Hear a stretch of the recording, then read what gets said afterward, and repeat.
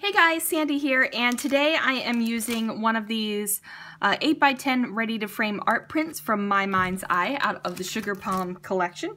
And this was a collection from 2016. Now these are 8x10 size, so you can treat them kind of like an 8x10 photo if you want it, or you can just use them as like a layer. And I believe that this page is going to come together super quick because this is taking up a lot of space on my 12x12 page. And I'm doing my photo of the stockings. So let's see what I can do. So the first thing I do is grab my Tim Holtz centering ruler. I find that I don't really use it for centering as much as I thought I was going to, because I do have these grids on my cutting mat underneath on my paper on my work surface, so I find that I use that more for centering. What I have discovered is that if I use the blunt edge of this ruler, it gives me more of a jagged edge for the vellum when I tear it than it would have if I would just tear it on my own or tear it with a tapered edge.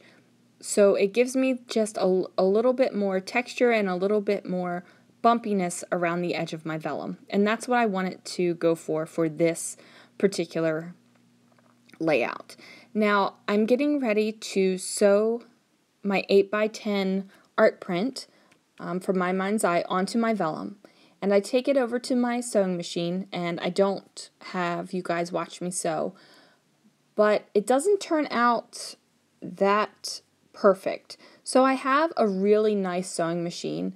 However, it needs a little bit of love and care. It needs a tune-up. It needs to be like taken in and just really just given some love. But I did get a cheap little light duty sewing machine just so I could scrapbook again with it for Christmas. So I haven't exactly figured out everything yet. I haven't figured out the tension and where I want things to go. And of course I didn't do a test before I went and sewed. I just went and sewed. So what I get is what I get, and I'm okay with that. So if you are one of the people that needs your stitching to be perfectly straight and perfectly aligned, then definitely give it a practice shot before you go ahead and just take your project over to the sewing machine and sew on it. Now, I matted my photo in some dark green cardstock, and there really isn't any dark green on this particular paper or layout, but I do have dark green throughout my Christmas pages for 2016. Now, in my December project, my Christmas journal, my December daily, I keep a color scheme going throughout the whole thing. When I'm scrapbooking Christmas, just in my normal family albums, I kind of go all over the place. Sometimes I might do teal, sometimes I might do red and green, sometimes I might do, use some gold, sometimes I might use silver. Whatever it is, it's just however I'm feeling and what I want to scrapbook in that moment.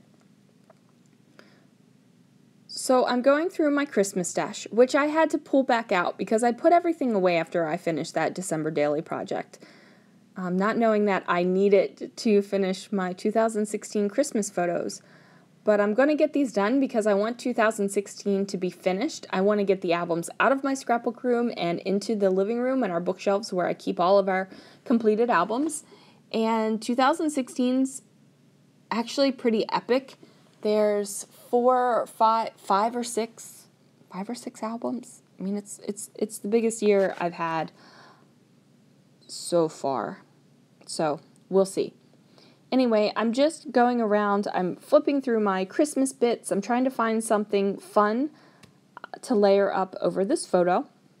There is a lot of carpet space over on the right lower side of the photo, so that's where I definitely want to layer some embellishment over the top.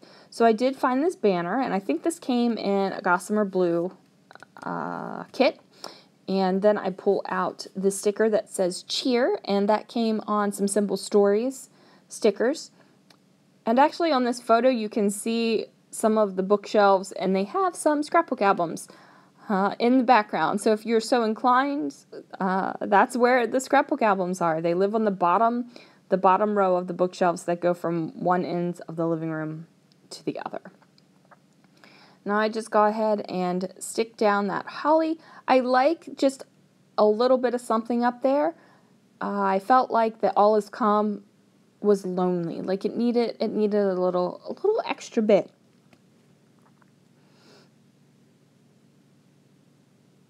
And I'm just over here looking at my other stuff, and I'm rifling through the little box that I have. If you watched my December setup, or what was it, the supplies I'm using video, you'll know that all of my Christmas stuff is kind of in one place. I have a little box that I have organized, and then I have like a Cropper Hopper 12 by 12 paper holder that holds big papers and stuff. And then I have a Ziploc that holds scraps. I do keep my Christmas stuff separate just because I find that it works better for me that way. At first I was going to use that tag with a little bit of plaid on the bottom so you could just see the little bit of plaid poking out. But I felt like I was bringing in another Christmas motif that I didn't really have on this page. Now, I do have holly and berries on the background paper, so I felt like that was appropriate for up at the top for the All Is Calm. And then when I saw this tag that had the leaves and holly and berries and stuff on it, I thought that that would be a lot better. I'm just adding a line of journaling that says, "That moment, the last stocking is placed under the Christmas tree, brings me such joy." And I do. I love bringing down the presents on Christmas Eve and putting them under the tree and then setting up the stockings, and then I'm like, yes, Christmas is ready. We go to sleep, and I can't wait for the family to wake up in the morning. So there it is, guys. Thanks so much for watching, and stay tuned. And heads up, Follow a Sketch Friday is actually going to be Follow a Sketch February next month. So I will see you guys real soon.